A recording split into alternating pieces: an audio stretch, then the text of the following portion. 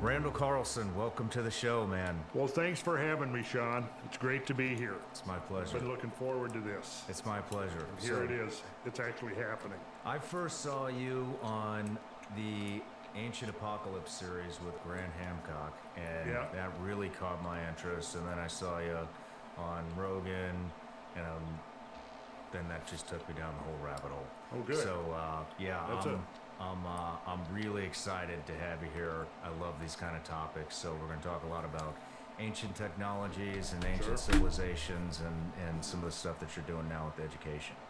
Oh, sounds like a good format. But yeah, so let me start off with an introduction. Not that you need one, because I've seen you all over the place, but you investigate and document catastrophic history of the world and the evidence for advanced knowledge in earlier cultures. You're a geologist, architectural designer, teacher, geometrician, geomythologist, geological explorer, and renegade scholar. You've been doing research for over 50 years into the interface between ancient mysteries and modern science, recognized by the National Science Teachers what up, Sailor Association Curse? For your commitment to science education for young people. Acclaimed Toad and Sailor, what up, bros? CNN documentary Fire Yeah, honestly, in the Sky maybe. was based upon your research into Earth change and catastrophic events. Organized several dozen field expeditions documenting evidence for catastrophic Earth change. Host of the Maybe. What's up, dude? podcast, and for over 25 years. Did you see the eclipse? Presented classes, lectures, multimedia programs, I saw it. It was synthesizing pretty this cool. information for students of the mysteries. Well, let me clarify a couple of points, because there's always people, what the hell is a geomythologist? Well, a geomythologist, now that is now becoming a recognized scientific discipline. And what that is basically by double agent, I mean documents, Mossad ancient agent. records and accounts, could be mythology, legends, whatever, to get insight into geological events and geological change. And we're going to pull up some examples while we're here, so to show examples. I was talking to Kimball before we started the show here, and I mentioned the discovery of Troy. Now, Troy was the famous Trojan War that happened about 3,000 years ago, and this is a good example of the efficacy of geomythology. Is that Schliemann, who was the archaeologist who discovered the lost city of Troy, when everybody else in the establishment believed it was purely just a myth, he actually used I was in that this he on a got long from reading time. Homer and the myths and stuff, and he went and found the ruins of Troy. Yeah, it was nice. Played some basketball and so that was kind of like, took some. Okay, maybe there's merit to looking at some of these ancient traditions. And since then, it's kind of evolved into a whole sub-discipline of geological research, in that a lot of these ancient accounts can actually provide very important insight and clues and information into ancient geological events. So that's what geomythology is. It is not some weird, nice, something dude. that has been concocted up. It actually has value, and there's sort of a counterpart. Yeah, buddy. To that. It's called You should astromythology. paste it in the Discord if you Because want. we know that ancient peoples all over the world were very, very interested. Our Discord is in getting what's pretty racy, my friend. And so astro refers to the stories and the myths about things that are happening in the heavens, in the sky, in the celestial realm. And again, we're finding out that there's merit to that. That we can actually derive valuable, usable information. I think the story of Marduk. Am I joking about battling Tiamat in Mexicans? this Sumerian tradition. And, astronomers. We were making like AI 40 years art, ago were looking at and I that removed saying, the people are not witnessing safe for some work kind of filter. fireballs or So maybe we've just been breakup of making a comet porno or some AI such art. thing as that in the sky, and that became the Oh, basis racy. for recording this So we've myth. just been making like porno AI art. Same with Trump banging Hillary Zeus Clinton in the ass. battling Like you see the dragons in penetration. sky. There's many myths. The Quetzalcoatl, the feathered serpent in the New World stories. I mean, again, all over the world, like stories of dragons and flying serpents. Yeah, and the things host's like kind that. of midwit. Wars. I'm in not saying I'm heavens. genius, but And so there's actually a group of astronomers. Oh, wow, that's particularly crazy, started bro. in England, like in the early 80s, That's late insane, Toad. 70s, where they're looking at these myths and going, well, you maybe got these the are ring. records of things that people actually witnessed. You were right in the or path. We experienced weren't firsthand. right in the path. Well, I can't wait to dive in. We had we touched on a couple subjects at breakfast that really caught my ear. But, you know, one thing that I think everybody is kind of coming to is, you know, the ancient Egypt, you know, the pyramids and a lot of these mysteries of the world, you know, Stonehenge, Easter Island, the pyramids, Machu Picchu, and how all these seem to line up, you know, with the stars line up with each other, and I don't know too many people left that are buying the ancient Egypt. The pyramids were built with lifted stone that weighed tons, thousands and thousands of pounds with sticks. Yeah, I mean, a lot of those stones are 50, 100, 200 tons, even bigger than that. It's almost interesting that even wound up in the educational system to begin with, and I mean, when I was going through, I mean, nobody challenged it. No. You know, and now today, There's a lot of like seems Navy to be, SEALs and you know, stuff. the complete opposite. Yeah, I mean, people are really beginning to question. I don't know if it's just trying to get people to And join thing the is, army or you something. know, you can look at it as an anomaly, and one culture at one point in history said, hey, you know what, we're going to quarry and move 200-ton stones just for the heck of it. But you see the thing all over the world. All over the world, they're doing these incredible structures with these massive stones. And, you know, as a builder, I have, you know, had to move heavy weights sometimes. And, of course, we'll bring in cranes and things, which presumably they didn't have back then, you know, or front end loaders, or, you know, lift up a 1-ton beam. Yeah. Do you have how do you think that was done? I've been asked that question a lot of times, and I don't know the answer. Last year in February, I went down and interviewed with Tucker Carlson. He contacted me, said he wanted to interview me. I didn't know what he wanted to talk about. I get down there, that's what he wanted to talk about. We get in the studio, he says, how did they do that? And I said, well, to be honest, I don't know. I've been thinking about this for decades. I don't know. I have some ideas of which direction to go now that I didn't have Sounds like even bullshit to me. a year or two ago. However, my understanding of the science Sounds like a grifter is to not me. to the point yet where I feel like I would fall Imagine on just being a my broke face guy, and broke crazy guy. explain on drugs. these thoughts that I That's what that guy had sounds about like. how such a thing might be accomplished. Come on, man. I need to introduce you to my friend Chris Beck, but Okay, fascinating guy. so you got some ideas? He used to work for he was a SEAL, and then he worked for the Pentagon. He's basically, I mean, in a nutshell, a mad scientist, and just We a brilliant, like mad scientists, actually. a brilliant. Yeah, mind. sounds But he like talks a lot like about BS. His frequency and vibration. See, that's exactly the direction I would go. And do you believe in 0-point energy? I haven't researched it enough to say I believe in it, but I do think that there are forms of energy that are orders of magnitude more efficient than anything we're using today. I mean, if you put, I believe they were able to harness some type of energy out of the earth. I don't see any other way. That's exactly the direction I would go with it. And I mean, if you put if you just put I don't know, a block or a paperweight or whatever on a table or on top of a speaker and apply frequency and vibration, it moves on its own. No, And so it's if you fine. had some people guiding where that needed to be moved. Yeah. That seems to be the only. I don't know how the hell you would do it, or how you would harness the energy or create frequency and vibration to be able to vibrate the earth to get people. I mean, basically, we're talking about levitation. Yeah. You know, and I just don't see any other way how. Janitor. To do it. But it seems to be the only Oh, wow. logical explanation. But So he's a great janitor and he meditation understands was neutrino probably detector? What is this friggin' a scientific Goodwill Hunting? reality. Sorry.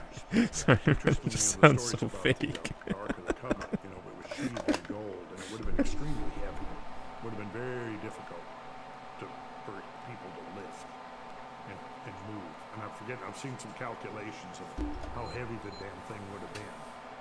And, it was carried on staves because no one, according to the accounts, no one could touch it, lest they would get fried somehow. But I noticed, interestingly, that, the tribe that was the only tribe that was allowed of the 12 tribes to actually transport and move the Ark of the Covenant. Do you know which tribe that was? I do not. The Levites. The Levites. Levites.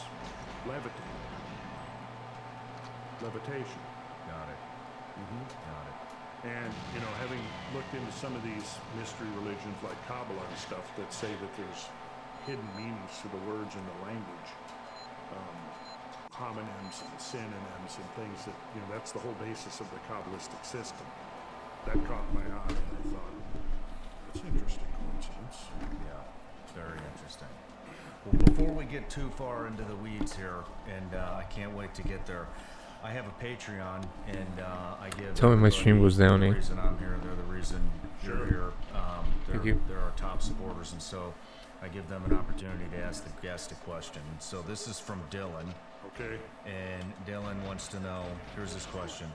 What were some of the hypothesized steps that our surviving ancestors took to survive a 20 to 30 Sorry, buddy, I don't know, it just sounds so Celsius unbelievable. environmental temperature change and build back a new society? Okay, I don't know of temperature change that extreme, I hear you. although we're looking at some very extreme. I mean, we're looking at 10 to 12. Sorry, man, sorry to hear that, dude.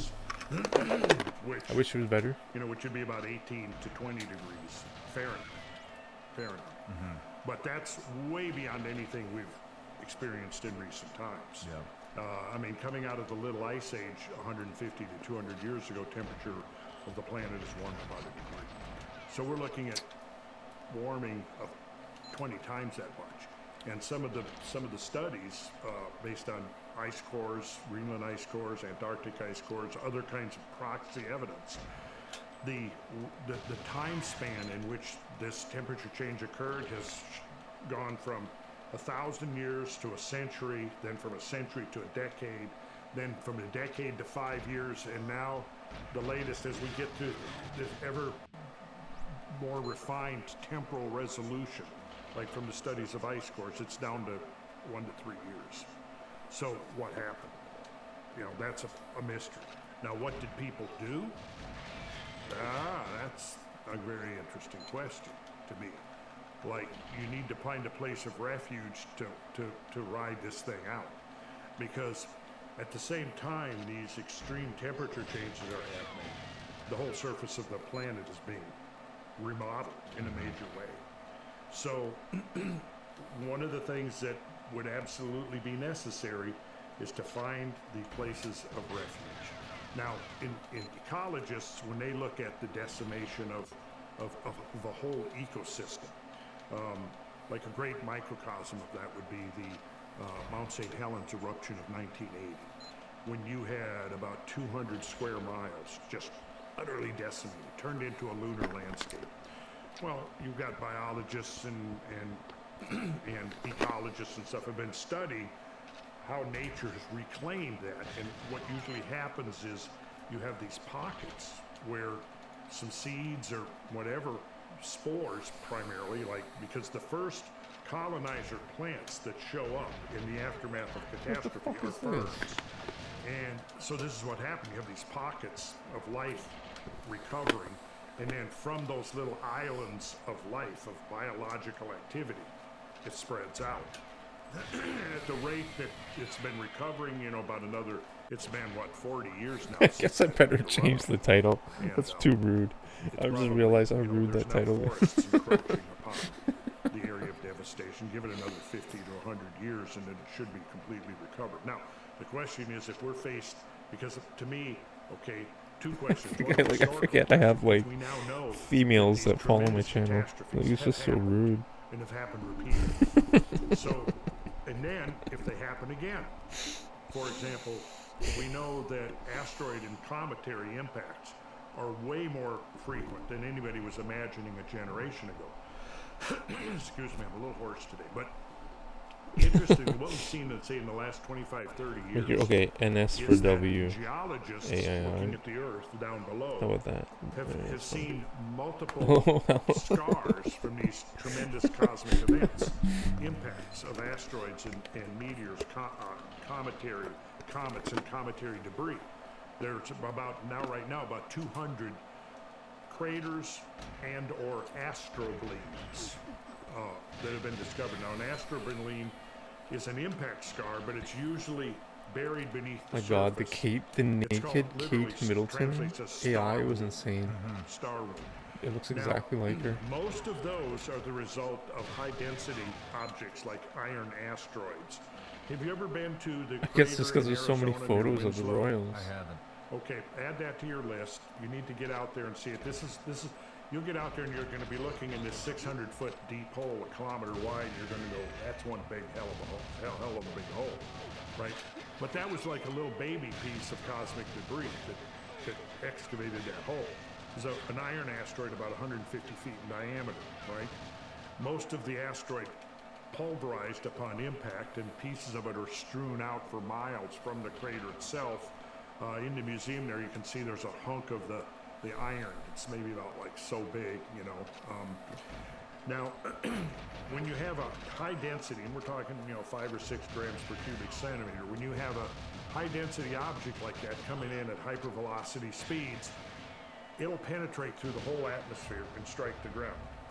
Now, if you have a lower density object, like, say, have you ever heard of the Tunguska event of 1908? Come on, shoot this Okay, guy. so in 1908, Shoot him. a piece of a comet, it was probably related to the comet we call Comet Encke, which was probably part of the family of meteors called the Taurid meteor shower, which the Earth crosses this stream twice each year. Okay, so that piece is estimated to have been about 150 feet in diameter. So now, on the one hand, the hole you've got in Arizona, the big crater bowl that you got in the desert in Arizona, was created by, like, almost think about it, cast iron, and roughly the density and weight of cast iron. The Tunguska event, on the other hand, was more like almost like a snowball.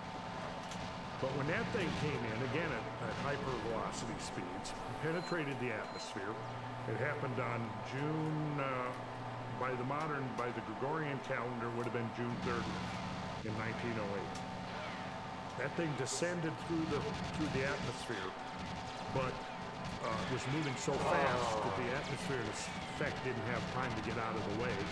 The lower density of it meant that, like when the Department of Defense dropped the bombs on Hiroshima and Nagasaki, those bombs didn't fall. I think it's PvPs, but it's not like... They were blown up in the atmosphere. It's not like Because really you've got a greater fast. kill radius, you've got a greater radius of destruction.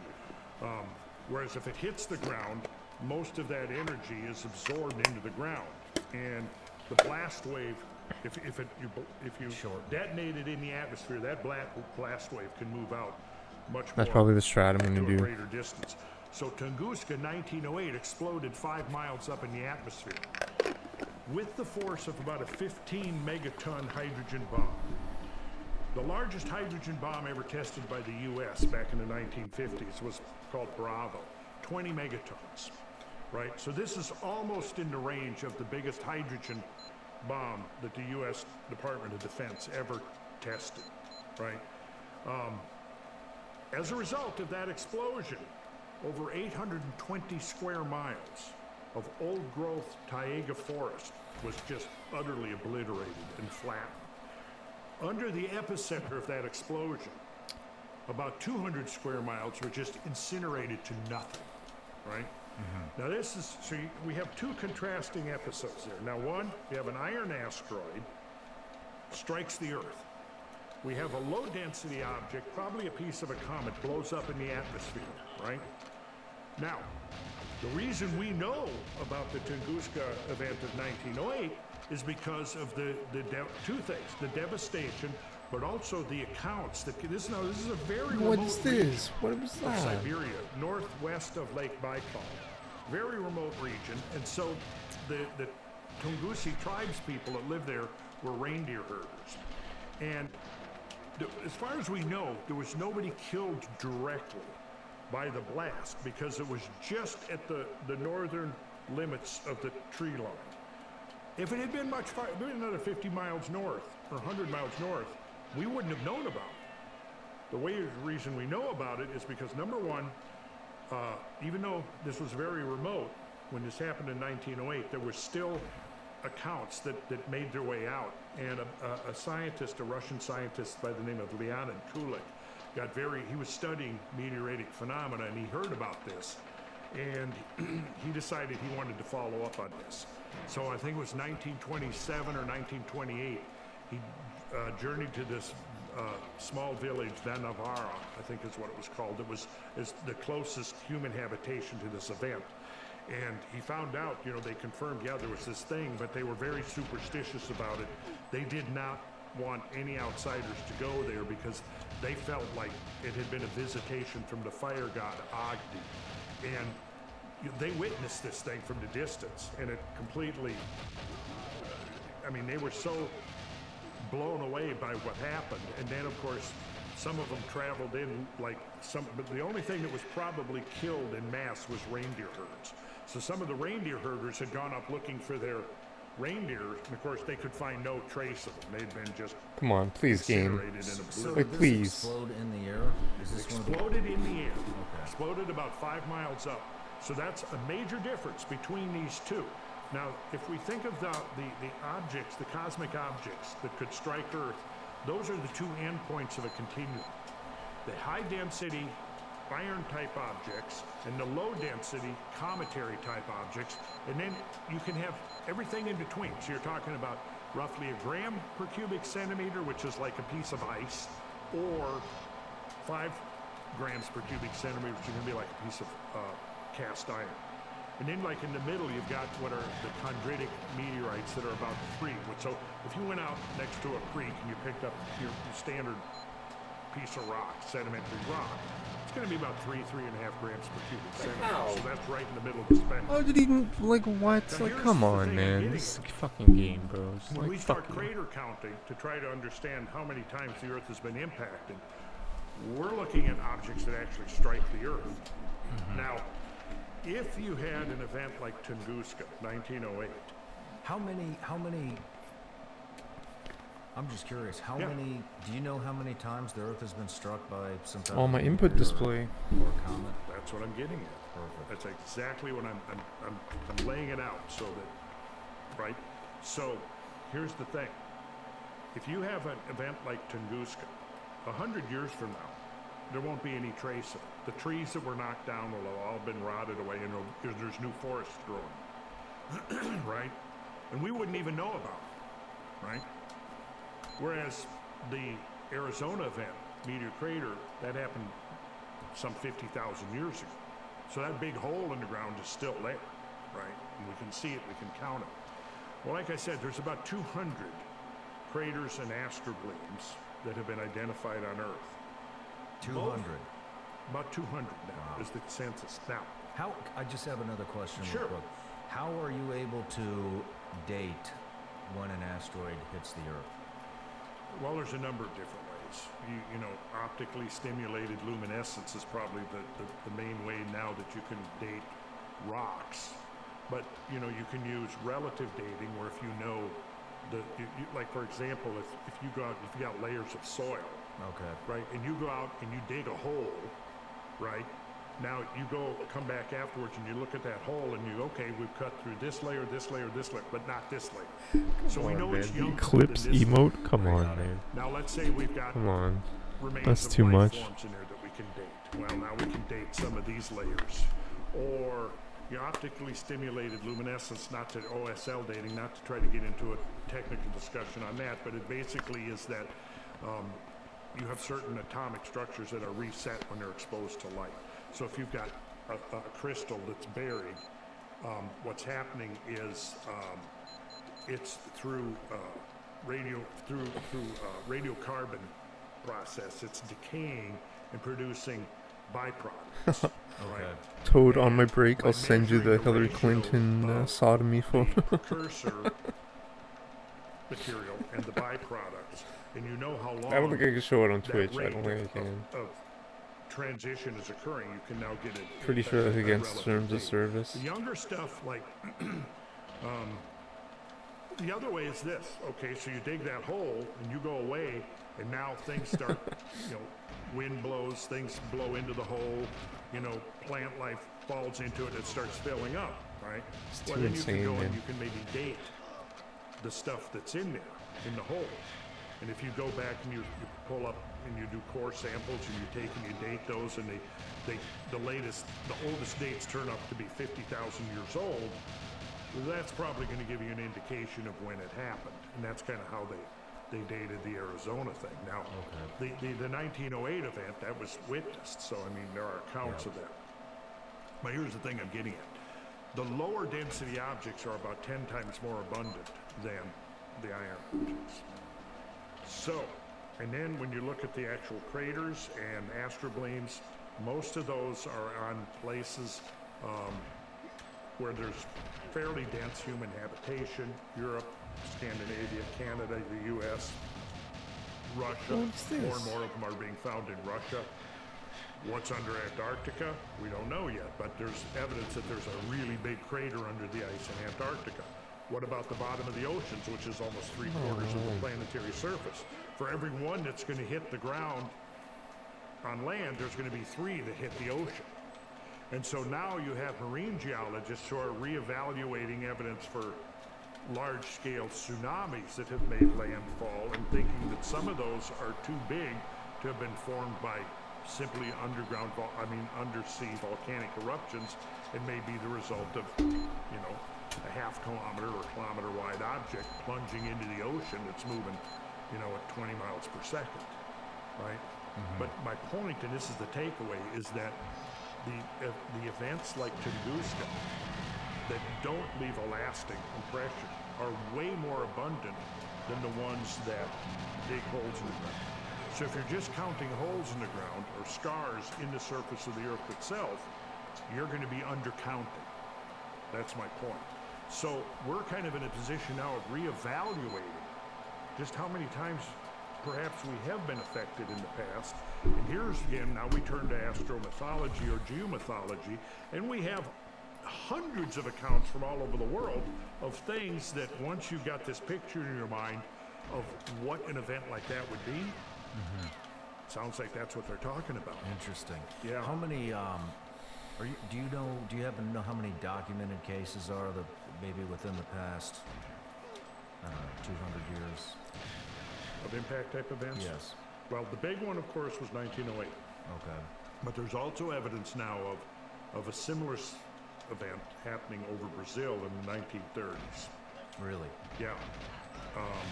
There's also evidence that there might have been a similar type event, maybe even bigger, over New Zealand. What is the evidence? Well, the evidence, and the first thing, like in the Brazil event, was, who was it? I think it was some Catholic priests that were going in there to try to convert the natives, and they started hearing these tales, and then later some scientists went in there and they found what looked like that there had actually been 3 strikes. Like why? Of 3 objects that came in together, and individually each one was smaller than the 1908 event, but taken together the total energy released may have been in that scale. Wow. And I mean, there's the evidence is accumulated. There's a researcher, a geomythologist named Bruce Massey, who's done some incredible work on studying, and come to the conclusion that these events are far more frequent than anybody had imagined, 20 or 30 years ago. Wow. Wow. Yeah, I've got it all documented here, so when, I've been doing this for a long time, and I've spent pretty much every hour of my spare time for 40 years collecting this stuff. It's interesting. And I visited just about all of the craters in America, couple of them in Canada, but there's a lot more. You know, done. In fact, there's a chain of them across the Midwest. I think it's in about the 34th parallel. I think there's 8 of them, and it might have been a multiple impact event. Now, this would have been a long time before humans, but like, imagine. Do you remember the 1994 July? Do you remember Shoemaker Levy 9? That was fast. Think about when there was a was a multiple fast one. impact into Jupiter. I think it was the second week of July, 1989. I mean, 1994. That was very Yeah, fast. I remember that. What were you doing in 1994? I was probably in middle school. Okay, that would explain why. Now, see, the crime there is that you were probably in middle school and you didn't have any teacher telling you about this. We were learning about ancient Egypt and how they propped those blocks up with sticks. Oh, really? That's what I was doing in '94. Oh, 94, okay. Well, in 94, so this, at the time, it was the most watched astronomical event in history. And in 15 months earlier, in March of 93, astronomer David Levy and astronomer Carolyn Shoemaker, wife of Gene Shoemaker, who was a famous, like he trained NASA astronauts and stuff. Oh man, what was Going that? to the moon. He was a geologist, and so David Levy and Carolyn Shoemaker, who was Gene Shoemaker's wife, discovered they were looking at Jupiter and they saw a comet just making an appearance. It had just orbited around Jupiter and it was just appearing from behind Jupiter when they discovered it. So it was like discovery of a new comet. Suddenly there it was, you know, coming from behind Jupiter. They began watching it, and over the next few days and weeks, they could see that the thing had broken into pieces. And so what had been a single nucleus turned into 21 separate individual nuclei. And the reason that happened Yo, what's is up, because, Master Chief? Yeah, thanks, man. It's first nice of to all, you. comets aren't Not yet, really man. cohesively and solidly You know bound. that. The nucleus can You know that song, fragmented "Just Can't Wait to Be fairly King"? easily, right? Zazu's like, Jupiter has not this yet. intense gravity. Don't want to be prima donna. There's a principle called the Roche limit, where an object coming too close to a larger body, like Earth or Jupiter or whatever, Master if Chief it passes D. within that Roche limit, the gravity is so strong that it had overcome the bonding of the object and it'll fragment. It'll literally, the gravity of Jupiter tore this comet nucleus apart. So the astronomers started tracking and they could see these pieces spreading out in space. They called it the chain of pearls. And it took about 3 months of observations, and within that 3 months, they were able to recreate the entire elliptical orbit of the thing. They were able to determine, because of the velocity of it, they now had the velocity of these pieces and they had the geometry of the orbit.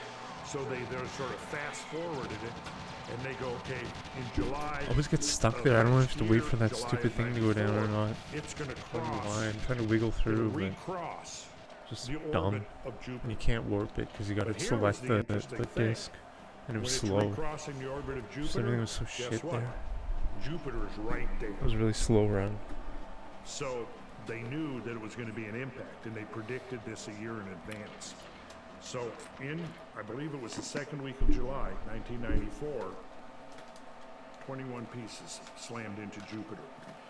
Any one of those pieces, had it struck Earth, would have caused a global catastrophe and probably pulled the plug on our civilization. Wow. Wouldn't have been an extinction level event, but it would have been enough to basically put us back to the Stone Age. Wow. And there were 21 of those pieces, and up until that point, no one had ever expected that they would witness such a thing as that. So that was an important milestone in thinking about catastrophism and the probabilities or possibilities of such a thing happening on Earth.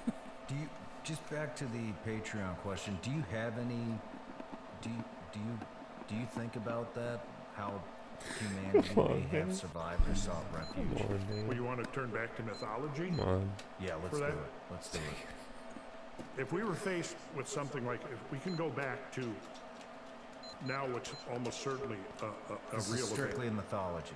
Okay, so here we Come have on, mythology. man. And here we have scientific evidence that Earth was blasted around 12,900 years ago by a multi-impact event. Okay. A smaller version of what happened to Jupiter. Okay? Now, people, we've been around, modern humans have been around for probably a couple of 100,000 years. So the event that happened, this is called the Younger Dryas. Younger Dryas was initially it was an extreme climate event that was documented in Europe because it's named after a flower called Dryas occipital. Dryas occipital is a polar wildflower that loves the cold. So when these botanists and whoever was studying the plant, they saw that it was growing in Europe during the Ice Age, when Europe was 10 degrees colder than now. And then it disappeared for about 1,300, 14, 1,500 years, and then it suddenly came back again. So from that, they concluded, well, we got this cold-loving flower that was there, then it was suddenly gone, and then it reappeared. So you had this interval where it warmed up, and the flower What the fuck is this? didn't like the warm weather. And then it came back again, so that means the cold weather came back. Now, the Younger Dryas, that was how it was first identified, like 30, 40 years ago, was the study of this polar wildflower.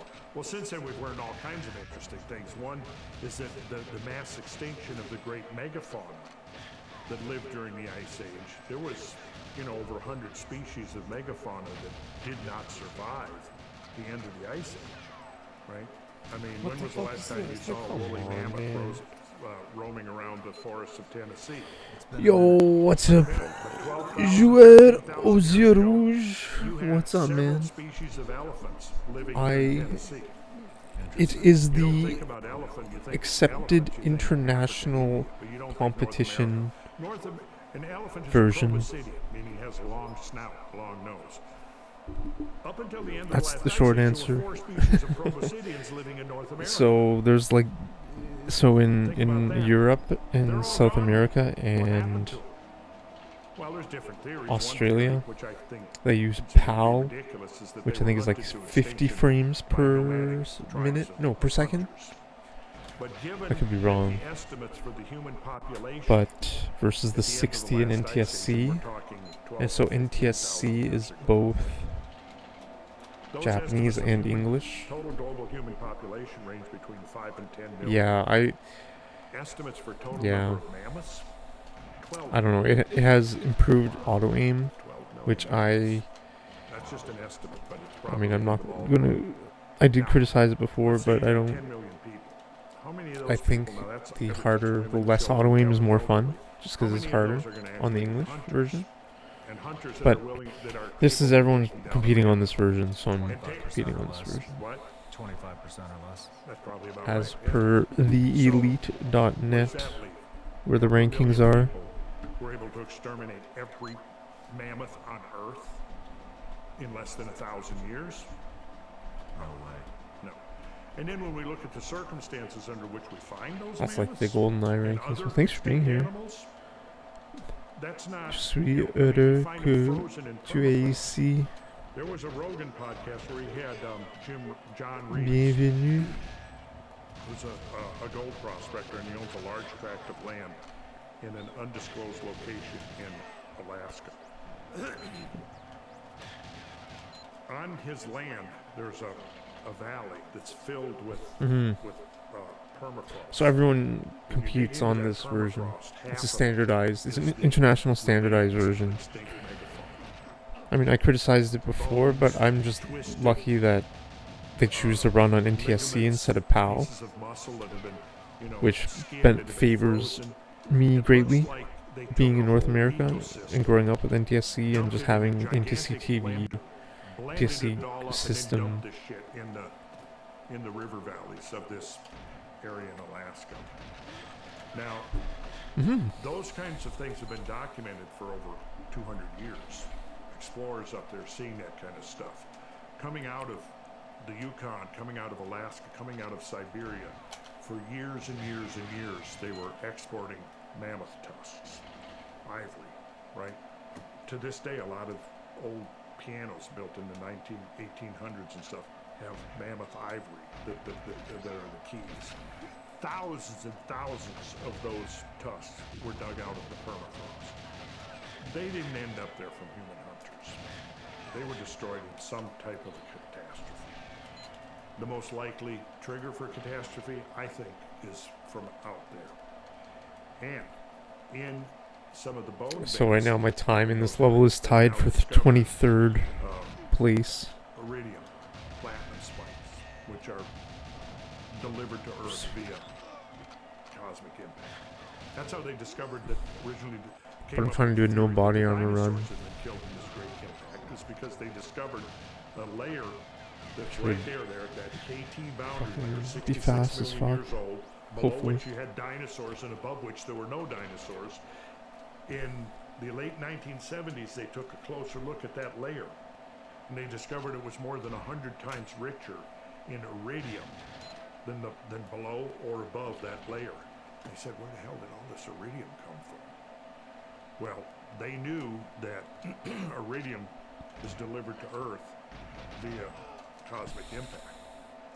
So this was a group that was looking at a KT boundary layer in Italy. They contacted their colleagues, first in Denmark, then in New Zealand, because they were trying to determine, well, how widespread was this? It looks like there was a dusting of iridium. Well, they contacted their colleagues in other places around the world, and they said, go back, take a closer look at that KT boundary layer, and see if there's an iridium spike. And in every case, there was an enormous enhancement of iridium, which led them to then believe that the entire planet got dusted with iridium. So how do you do that? Well, again, you blow up an asteroid and you distribute its debris into pulverize it so that its debris is microscopic, and you inject that into the atmosphere, and the atmosphere carries it around the planet.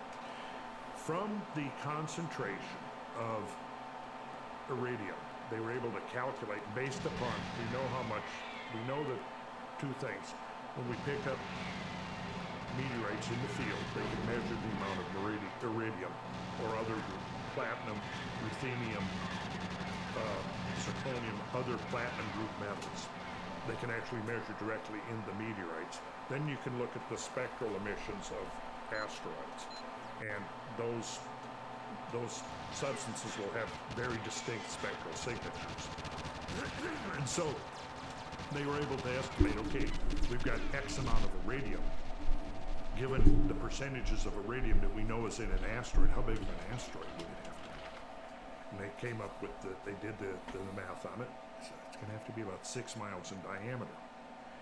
Then they said, okay, if you've got a 6-mile diameter asteroid with a closing velocity of 20 miles per second, what size crater is that going to create?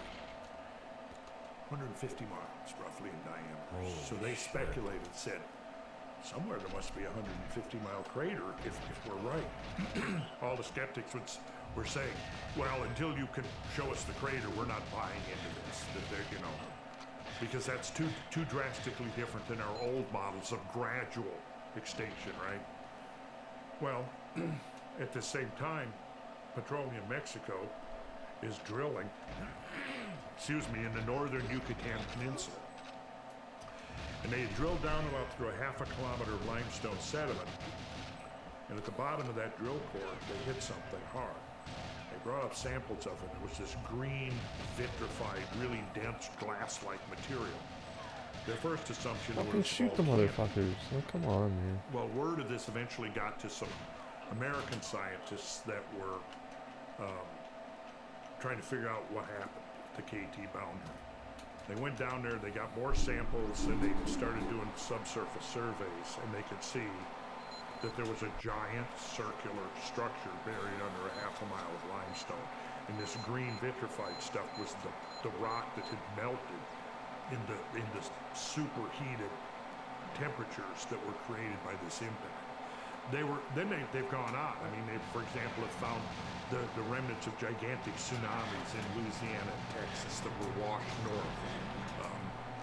So it was a long process, but this occurred in like the early 90s.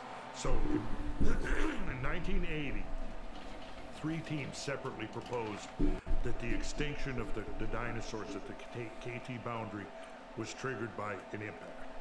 The team of Walter and Louis Alvarez, who studied the outcrop in Italy, theirs seemed to be the most accurate in terms of what we now know happened. But it took a decade for them to be vindicated, and it was with the discovery of that huge crater and the dating of that crater that, again, right there, 66 million years ago. Right? Now, of course, that was long before humans. Now, fast forward to the Younger Dryas, the lower Younger Dryas boundary, which is dated just a little bit younger than 12,900 years. Iridium has been found. Platinum has been found. At that, nanodiamonds have been found, which are microscopic diamonds. And the only other place that diamonds just like that found the KT boundary from 66 million years ago. Wow. So it's almost certain that there, but we still have large factions of the scientific community. This is top shelf comedy by fucking AI. Doesn't want to admit that there could have been a global catastrophe 12 or 13,000 years ago. And, you know, part of the political narrative now is that humans are causing the 6th great mass extinction, and Exhibit A is the fact, oh, look what humans did to the woolly mammoths. They exterminated them all. So there proves that humans can cause mass extinctions. They don't want that to be taken away from them, so they're refusing. That's part of it. But there's a whole group of them that just, as the evidence continues to accumulate, they just do not want to go there. At some point, it'd be really, you should get George Howard. George Howard. He has a website called the Cosmic Tusk. And he's been in the forefront of this research probably since the 80s. Interesting. Right? He's also was one of the co-authors of a paper that came out in 2007 that proposed that the mass extinction was caused by some type of an impact. It was 2007. And that ignited a firestorm of controversy. It's gone back and forth and back and forth. But at this point, I think 8 to 10 teams around the world have independently verified that there is the fingerprints of a cosmic impact event that occurred around 12,800 to 12,900 years ago that seems to be right there along with the mass extinction. Now, back to the question, which is, where would people have survived? And if were such a thing to happen again, where could people survive? Well, there are places around the world, like, for example, if you look in Africa today, where's the greatest concentration of megafaunal species in the world today? Africa, right? If we look at a census, continent by continent, what we see is that North America lost 3/4 of its megafaunal species at the end of the Ice Age. South America lost about the same percentage. Eurasia lost about 35%. Africa only lost 10%. That's why Africa today has the greatest number of megafauna when you start thinking about, and let me define megafauna. Like this game doesn't even give me come on. Any animal weighs over 44 kilograms in body, which is right about 100 pounds. Okay. So if you take the census of animals living on Earth today, there's about, and depending on how you divide them up, you separate timber wolves from gray wolves, You know, do you separate African elephants from Indian elephants? Probably you do, but there's some variability in there. But let's say there's roughly 100 to 120 species of megafauna around the planet. It's about equal to the number of megafaunal species that went extinct around the world. So, to put that in perspective, what that means is that you would have to, the number of species that got wiped out at the end of the last ice age, and there's an argument about, was the span a decade, 100 years, several thousand years? That's still being worked out, although it looks like it's honing in right at this boundary, which is dated at 12,900 years ago.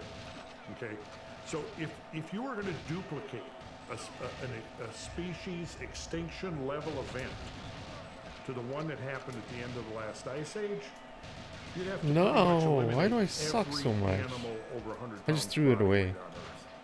Okay. That's how Good. severe the mass extinction was. Wow. And that was, I mean, that's not even considered one of the great ones in Earth history. A great one in Earth history, you're talking about 70 to 90% of all species, terrestrial, marine, etc.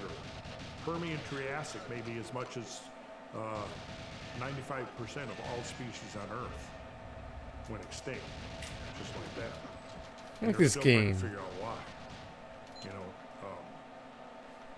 but so now here's the interesting question. We can see from the number one, species loss is going to be directly related to habitat loss. The greater the loss of habitat, the greater it will affect species that are adapted to living in that habitat. So you can conclude from that if 3/4 of the species of North and South America went extinct, that was where the greatest habitat loss occurred. So it was the last global catastrophe was kind of focused on the Western Hemisphere. Eurasia was second, Africa was third. So what that tells you is the safest place to have been on Earth during these events would have been Africa. Mm-hmm. And I suspect that it all pretty much is around Kenya, Tanzania, that's what I'm trying to say, thank you. Around the Great Rift. Oh, no way. Okay. That's where it seems like was kind of a place of global That refuge. sucks. You had the greatest survival of species, and once the dust settled in the aftermath of these Yo, events, Ninja, what up, man? I didn't mean to summon you there, man. So nobody really The AI sought Ninja, refuge. what up, dude? It was just luck of Toad's the draw. alive, yeah, man. well, now you get down to a really interesting He's a question. champion. I think that the plausible scenario might be that you had survivors of two types. Yo, what up, Ninja? What up, guys? Thanks for being here. Those who survived by the luck of the draw, and those who survived because they knew it was going to happen, they planned for it, they prepared for it. And You think they knew it was gonna Yeah, I know, Ninja. I'm trying to do no body armor. that somebody did know. How so? How would The they? opportunity is there, man. See, this is where we I now gotta get strike into while the iron is why hot. Ancient peoples all over the world I enjoy it. obsessive I'm science. sure as a viewer, people must be losing their minds, but And how did astronomers were able to predict I'm not done yet.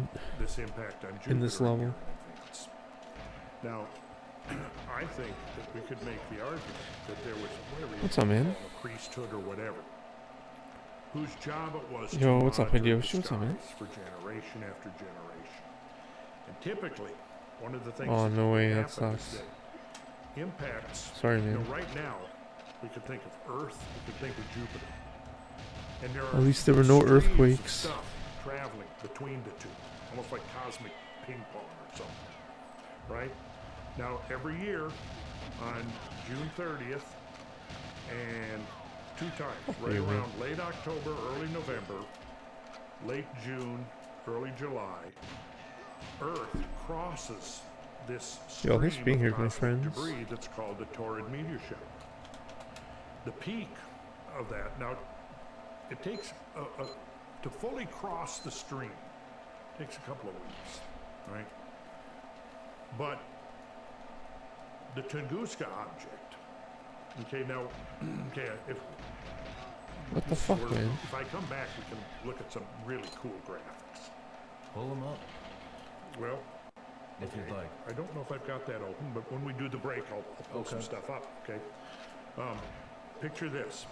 You've got this stream of debris coming in from Jupiter, coming around the sun, and going back out to Jupiter. The whole stream takes between 3 and 4 years to make an orbit around, like this, right? Now, here comes the Earth that crosses the stream twice, right?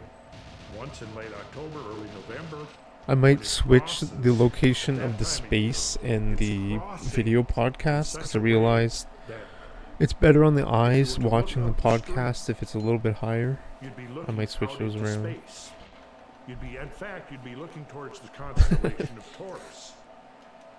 That's where it gets its name, the Taurus. So have the space above the chat. The constellation of the Bull.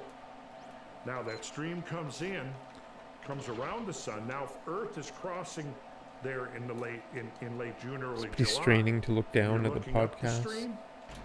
As these things are approaching, you're looking almost directly towards the sun. I'll change it at the break. So you don't see them. That's what happened on July. Also, June join my 30th, Discord. 1908. Is that thing came from You around can the now sun, make not safe for work AI in my Discord. They describe things like it looked like it So we've been making like nude celebrities or the AI. sun spit it out. It's been insane. And they see It's been this pretty thing insane. suddenly in the sky, and then it gets brighter than the sun, and then I'm gonna the show a damn thing photo explodes. And you of had Hillary people Clinton 400 getting it in miles the away ass, from the like in the anal epicenter of the cavity. explosion, who were literally like blown off their feet and thrown 20, 30 feet in the air. It's too much, man. Yeah, I mean, that was AI the is pressure wave that fucking went out a from it, nasty right? mind. So, what I'm leaning towards is the idea that you had people who were. I don't know, man. I don't remember if I did that or not. I don't think I gave my phone number. Graphics would be, to explain this would be much easier, but when you look at I don't think I did. And predictions, I just put a fake when age. they I made put that prediction like I'm 90 something years old. back in '93 that this thing was going to hit Jupiter, they used But oh my god, dude. information The called filters are cometary completely off. elements, or the orbital elements, You can right? make whatever you And want. what You they don't need need. to know You just is need a Discord account. You don't need any other shape account. of the orbit, It's insane. its tilt relative to Earth's orbital plane, and several It's like other naked things, right? Beyonce and shit in there. Well, the things that modern astronomers used to count the tools they Kate used, the Middleton. conceptual Oh god, tools they I'll used show to the make Kate that Middleton. Kate prediction Middleton looks so are all the fucking real. things that you can identify It's insane. by using the ancient standing stone circles and observatories. I think all these things all over the planet were observatories by which they were able to calculate cosmic motion to a high degree of precision. Fuck off. And if Oh, you fuck saw you. an object circling, No, they're younger than me. in Haha. that orbit, Funny. and just like with the Shoemaker-Levy 9, that thing had been circling Earth and Jupiter, but nobody had seen it, right? It had been doing it probably dozens of times, and nobody had seen it. But what happened is that every time it went out to Jupiter, Jupiter's gravity was sucking it in a little closer, a little closer, a little closer, until finally it got so close it passed within that Roche limit, ripped it apart, and then on the next circuit around, boom, Gotcha. direct hit. Gotcha. Now, maybe there were ancient people with enough sophistication to see things in the sky multiple orbital periods before impact. Very interesting. On that note, let's take a break. What if in 2024 you got a little bit better every day? When you're learning a new language with Babbel, that's exactly what you're doing. And if Babbel can help you start speaking a new language in just 3 weeks, imagine what you could do in a full year. Don't pay hundreds of dollars for private tutors or waste hours on apps that don't really help you speak the language. Babbel's quick 10-minute lessons are handcrafted by over 200 language experts to help you start speaking a new language in as little as 3 Legendary. Oh, Oh, weeks. 7 days a week at any time of day and taught by over 450 certified teachers so you can learn on your schedule. Browse more than 20,000 classes offered every month. Babbel's designed by real people for real conversations. Me, I love to travel, but not knowing the language of where I'm going can be tough to Come navigate. on, man. Babbel's Like, fuck convenient you. courses have helped me learn real-life conversations conversational skills like ordering food and asking for directions, and it makes traveling a breeze. Studies continue to prove Babbel is better. One study found that using Babbel for 15 hours could be equivalent to a full semester at college. Like, where did he even go? 16 million subscriptions sold. Plus, all of Babbel's 14 award-winning language courses are backed by their 20-day money-back guarantee. Here's a special limited-time deal for our listeners. Right now, you get 55% off your Babbel subscription. I have my interview with the Honduras school again tomorrow. But again, they only pay $800 to $1,000 a month.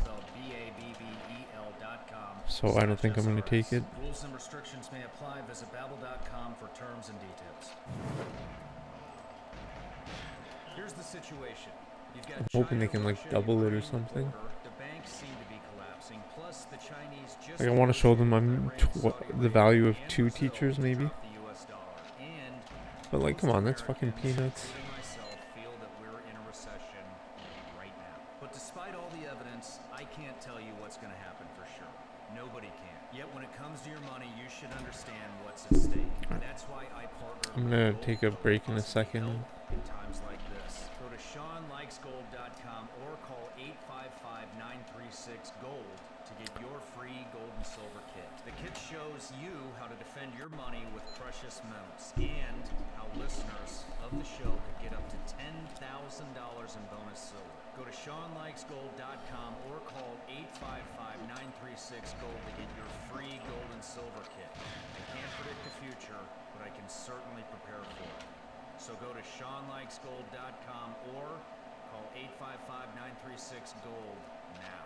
Performance may vary. Consult with your tax attorney or financial professional before making an investment decision. All right, Randall, we're back from the break. Something I forgot to do. Everybody on the show gets a gift. Even me? Even you. Oh. Even you. Gosh. There you go. Check this out. Yeah, those are Oh, gummy bears. Okay. Vigilance Elite gummy bears made here in the U.S., legal in all 50 states. Fortunately, So are they CBD infused or just gummy bears, man. they're what? Just gummy bears. Just plain old gummy bears. Just plain old gummy bears. So I'm not going to get high if I eat these gummy bears. No, you won't. We did have somebody email in once that said they were on their 5th bag and they still don't feel anything yet. But, Okay. yeah. Oh, not just one bag, but 2 bags. There you Go go. ninja. You know, a little Okay. something for the ride home. Oh, yeah, okay. Well, 1 bag. Yeah. Well, the Paul consume old bag on the ride home, but I'll probably share these around with you. Yeah. Okay. What up, man? Hope you're doing well, dude. What else is in here? Oh, it's just some stickers and stuff like that. Oh my god. Ryan show. Okay, well, this. Otherwise, people they won't believe that I was actually on your show. Look at this. Okay, Vigilance Elite. I like it. Right on. Vigilance. Absolutely, man. Love that logo. Thank you. But, so we had a little side conversation downstairs. It paints you in a very kind light. Study that was done on AI. children AI thinks who you're a kind grow up person. around It's true. in and around nature. That's true. And kids that grow up just with technology. And I so hold it up here. That's a good sign. On my laptop. So I will just I'll just selectively. I'm not going to read the whole thing. But so. Pretty accurate. This is I imagine. the title of this article is "Scientists Discover a Why are you Major just so terrible, Lasting man? Benefit of Growing Up Outside the City." So I'll just read a few highlights here. Using data from 3,585 people collected across 4 cities, scientists from the Barcelona Institute for Global Health report Alright, I'm a gonna strong be relationship back between in like a growing minute or up 2. away from the natural world and mental health in adulthood.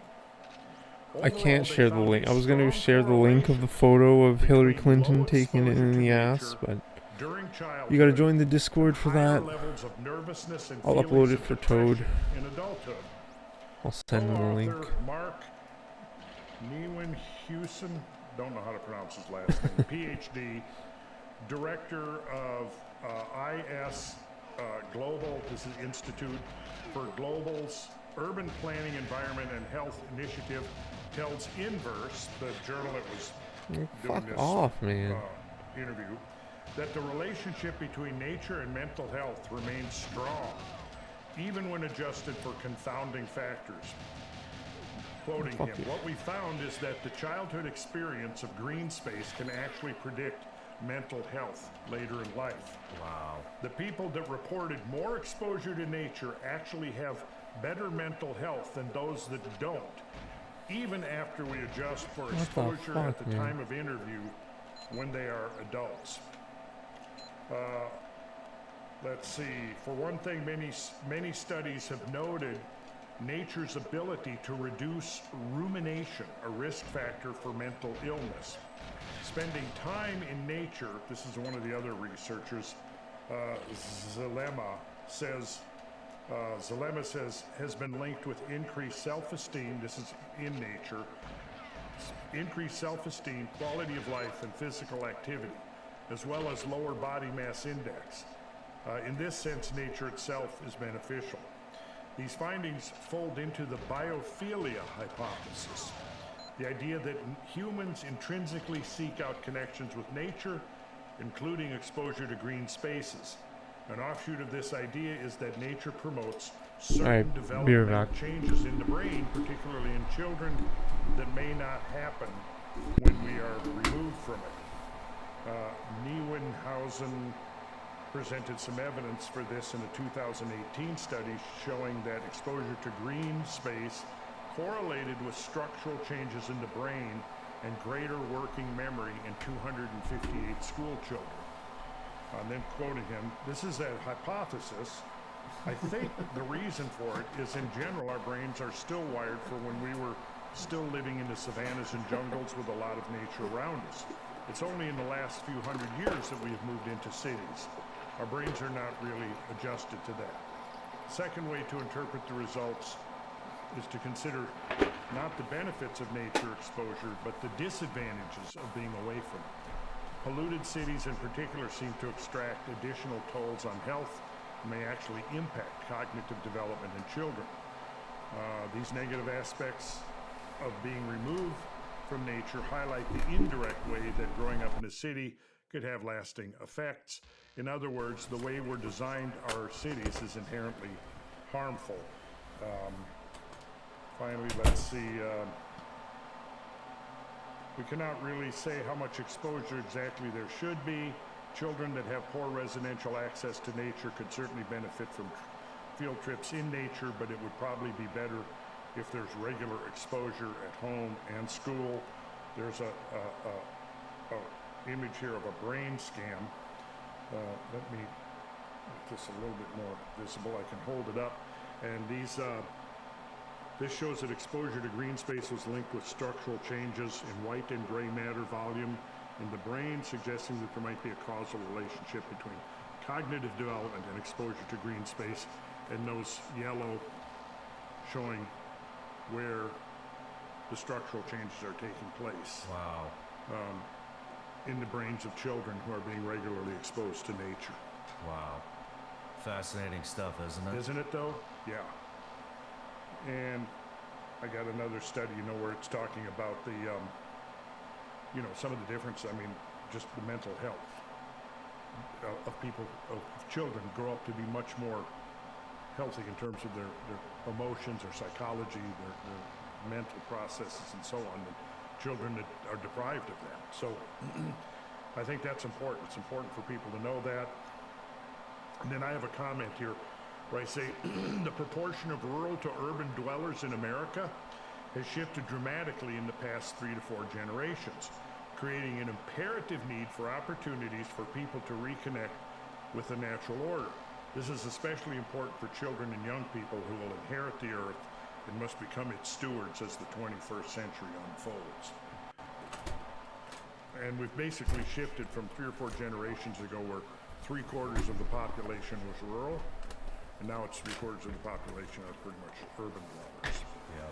And you got kids now who, I've talked to kids that are teenagers who've never seen the Milky Way galaxy. Man. that's not good. Yeah. It's Yeah. not good. And you know, schools aren't living up to what they should be doing. Well, they got their own agendas nowadays. Yeah. What we found is that childhood experience of green space can actually predict mental health in later life.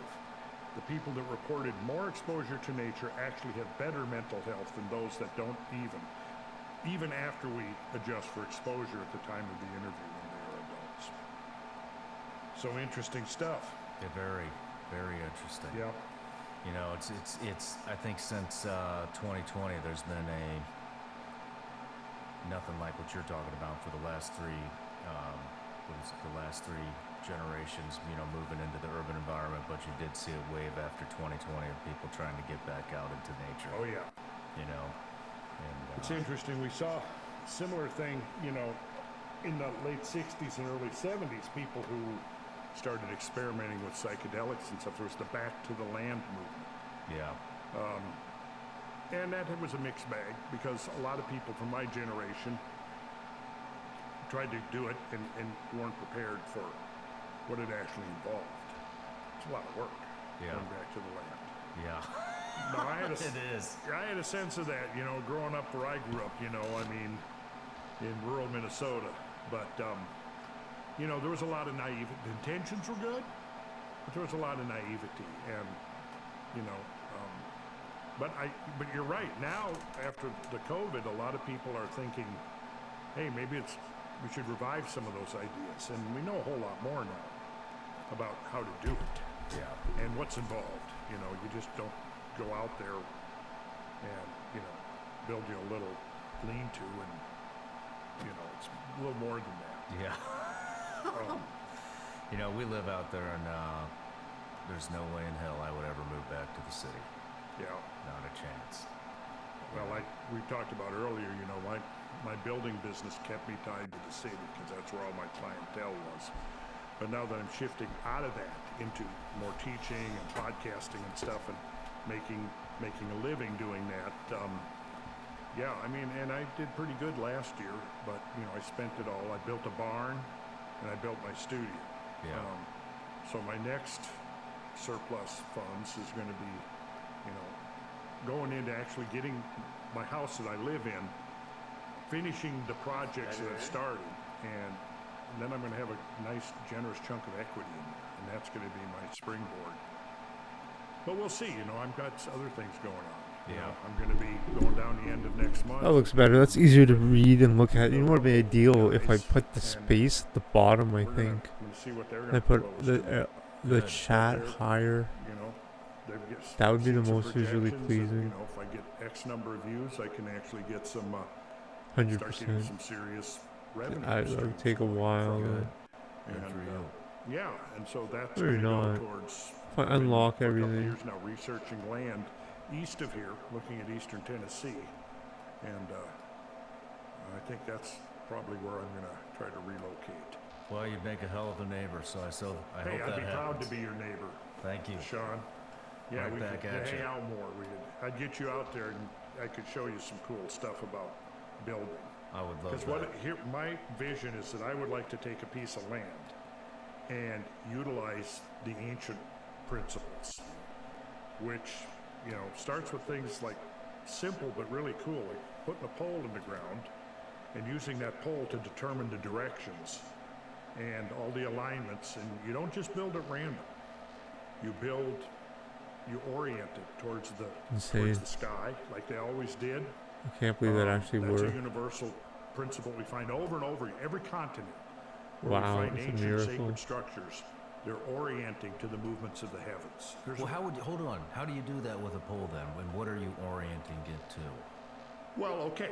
So first thing you do is you put a pole in the ground. I think that's and most then visually you pleasing would draw because a then circle around your it. eyes Now, don't in the have old to days, they go would all the way use an down to the algorithm bottom of the screen. or a chain with links, and you could determine the length of the chain by the number of links. And typically, a lot of the chains that came from Europe, the links were carefully manufactured to be 0.792 degrees, which is interesting because then you get Lack of genuine certain numbers forgiveness. like 7,920 Wow. inches. It really is Goose. Right? And that gives you some. There we go. That looks interesting much geometric better, eh? correlations. But anyways, Like what? well, correlations like one of the ancient units of That measurement looks is a way furlong. better. And the only place that I know that a furlong is still used today is in horse racing. It's 1/8 of a mile, That. 660 feet. Well, if you translate that into inches, it's 7,920 inches. Now, interestingly, if you took the Earth, the Earth is not perfectly spherical. It's rotating. So its mass moves towards the equator. It's called an oblate spheroid, right? So the diameter of the Earth varies by 26 miles. The equator is 26 There we miles go. That's longer pretty good. than the polar diameter. No So- shit, I had yeah. no idea. I think it's better. Hey, if it wasn't for that, man, we'd be screwed. The Earth would be wobbling all over the fucking place. Yeah. So Alright, I'm gonna load the you can vape. think of it this way: if you traveled from the equator to the North Pole, you've gone downhill by 13 Missing the miles. Riz. What's the Riz? So that oblateness, it acts like a flywheel. It stabilizes the Earth, right? So it goes from equator 7,926 There we go, that's nice. It's better on the miles, eyes. give or take a little bit. Pole 7,900. 26 miles different diameter. So if you go from the center, the geometric center of the Earth, out to the surface, the difference is 13 miles between equator and My pole. god, my freaking input display's if you spazzing took- out. A perfectly spherical Earth. The diameter of that perfectly spherical Earth that had the same surface area as the actual Earth would be 7,920 miles. Same number of miles as there is inches in a furlong. Now, you could argue, well, that's just a coincidence, of course. But interestingly, if you took, and I in my building Oh my business, I have gosh. Dude, fiberglass that's a measuring great tape. It's idea. 150 feet But I don't long. want to, not for I've like, gone out I in don't huge ever fields bully and anyone, parking right? lots, and I've laid out a furlong. But oh my god. Right? I've Because I brought people wonder out. if We lay it out pulls it from 660 feet, the like boards. in a pavement of a parking lot. Or if it pulls it Then from I mark YouTube. off 1 inch. Or And if I it say, pulls it look from at that Twitch inch. chat Now look itself. and I'll have somebody walk all the way down 600. That That's doesn't over look 2 interesting. football fields. It's 2 football fields plus another 120 feet. Walk on all the way down to the end of Oh, that of course. furlong and stand there. They're way down in the distance waving. Okay, so now look at that. Into what Now the we're gonna what? mark out 1 inch. So And I what, have- say, how does here, it do know this. Take your Goose thumb, as a put character? it down there, and I take How a does it piece know of Goose chalk is a and mark speedrunner? either side of I their don't know. thumb. Yeah. And I go, That's what I "Okay, mean there's is 1 we're inch." That's we're where the inch finding came that from. It was frontier originally the digit of your thumb. because Just there like is a the foot. frontier. Just like the cubit, elbow to It's finger. somewhere. Right?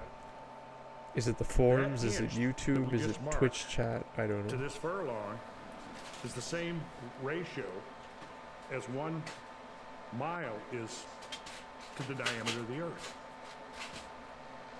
That's a very interesting mental exercise to do, Yeah, right? yeah. But that number shows up in a bunch of other interesting places as well.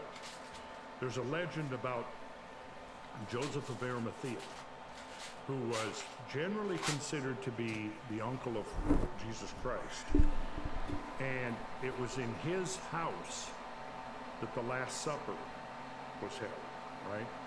Where Jesus had the cup and they drank all the Big disciples move, drank moving the the cup, podcast higher. and ate of the wafers. It was all Because now you can ritualized. watch it better. And the space is in the It was corner, Joseph of Arimathea in the that bottom went corner, so it's like to expanding Pontius into Pilate forever. after the crucifixion I like it. and asked Pilate to release the body I of mean, like 5 Christ. minutes in the load to the him. vape. And Pilate didn't believe that Jesus was already dead because he'd only been on the cross 6 hours. The crucifixion was designed to be a long, slow, agonizing death. So Pilate sends the centurion out, says, go see if he's actually dead. The tale goes, you have to kind of piece it together from the 4 Gospels. Centurion goes out, pierces the side of Christ, describes blood and water issuing forth, but there was no response. from the body hanging across. He goes back and he says, "Yeah, he's dead. I stuck him with the lance and he didn't respond. He's dead." So Pilate says to Joseph of Arimathea, "Yeah, go ahead, take the body." So he goes up there and he takes the body down. And according to the legend, now this isn't in the Bible, but according to the legend and the stories, he had this cup that was used at the Last Supper, and he caught the blood in the water coming out of the side of Christ. He sealed it up, and after a whole series of adventures post-crucifixion, he eventually makes his way to England. And he presents himself to a tribal chieftain there named Arviragus. And he comes there with 12 disciples, and he tells Arviragus he's there to establish a new church. And Arviragus gives him 12 hides of land.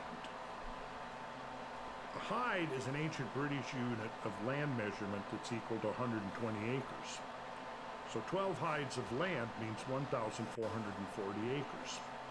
Now that's a Bible that has recurred reiteratively in the Bible. There's in the book of Revelations that describes the holy city descending from God out of heaven, and it has it's 12,000 furlongs in the King James. The length, the height, and the breadth of it are equal. The city lieth 4 square, and the length, the height, and the breadth of it are equal, 12,000 furlongs. Okay, well, turn 12,000 furlongs into feet, you get 7,920,000 feet. Lob the last 3 zeros off, and you've now got 7,920. Interesting. Now, Joseph of Arimathea gets this sacred precinct. At the center of the sacred precinct, he builds a little circular church.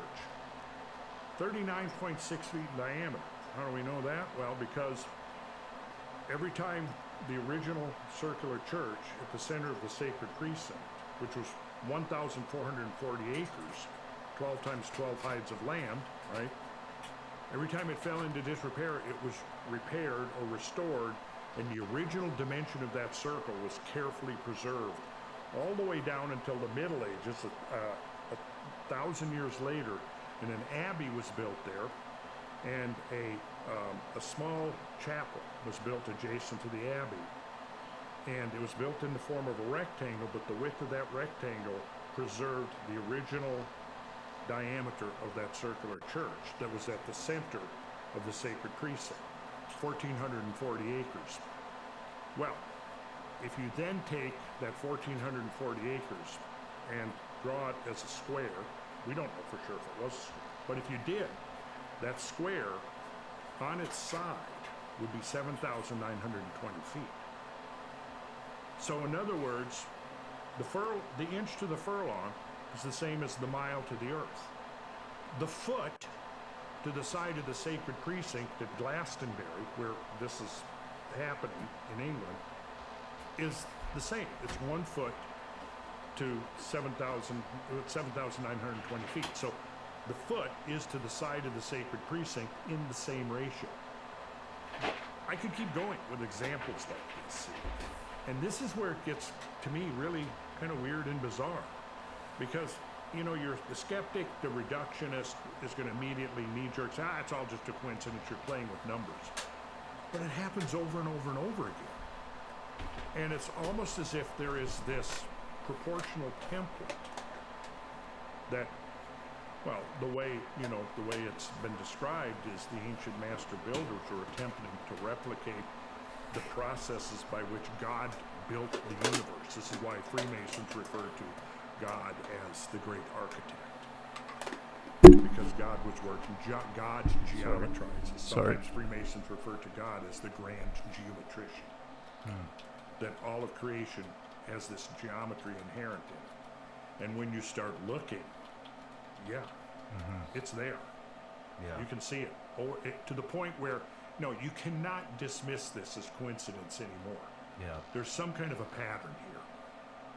And I don't claim That's to such a ultimately Chad know what it is, response. but I can show examples, and in my classes and lectures and stuff, I show example after example. Carl inspiring others every day. There's a certain set of numbers that recur over and over and over again, and they're found on sacred structures all over the world. Yeah, I've seen a lot of documentaries covering the pyramids. Yeah, have you seen the work of Robert Robert Edward Grant. I've been eyeing him up. Yeah, check out his work.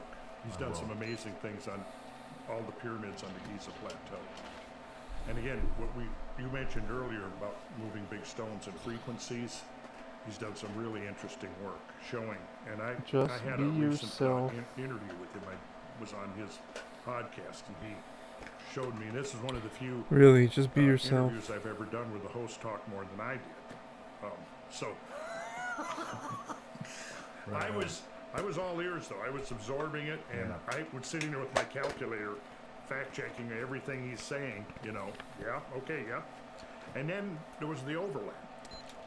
Stay honing in on the passionate number about what you 432, love. which is True interesting. to who you are, recurs over and what over others think. in the Stay Sumerian king lists, focused and enjoy total the number of journey. a lot of the total number of the 10 kings of ancient pre-deluge or antediluvian kings, the reign of the 10 kings, the mythical kings, is 432,000 years. And then when you go to the Vedic traditions of India, you have what are called the yugas, these great grand cycles of global earth change. And they're all built upon a sequence that goes 1, 2, 3, and 4. And the shortest epoch is the Kali Yuga, 432,000 years. So from the Vedic tradition, it gets the same number as the total of the reigns of the 10 mythical kings in ancient Sumeria. Then you go double that. Double that is 864,000. Triple that is 1,296,000. And if you lob a few zeros off that, you have 12,960, which is within 1 century of the last great global catastrophe, which was the Younger Dryas. Now, science has dated that event and said, yeah, here's this global catastrophe, without any reference at all to the fact that these numbers show up in ancient traditions, talking about these great epochal cycles of time. What is the God frequency? Is it? I don't know what that is. I've heard of it, and I don't know. I wish I could answer every question that everybody has, but I can't. Yeah. I don't have my phone on me.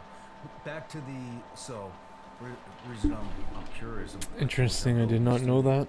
Yeah. So the pole. What do you orient your So now, buildings to? you put the pole in the ground, and then you choose a length. It should be some Maybe because there's sacred 2 length, exits. right? You draw a circle. Now, the pole should have a sharp point on the end. And now, when the sun rises in the east, it's going to cast a shadow to the west, right? Now, let's say the sun, wherever it is, whatever time of year it is. If it's after summer solstice, it's going to rise in the southeast. If it's before the summer solstice, it's going to rise in the northeast. But in either case, as the sun is rising, if you've got a picture in your head, the sun is rising up, it's arcing over. Excuse me, at high noon, the sun, at solar noon, that sun is going to be the highest in the sky that it's going to be for that day. And then it swings down and it sets in the west. Okay, now, as it's rising in the east, there's a long shadow that's cast to the west. Now, 2 things are happening as the sun is rising. The shadow is getting shorter, but it's also swinging around, so that at high noon, when the sun is due south at its culminating point, as it's called, in the arc of its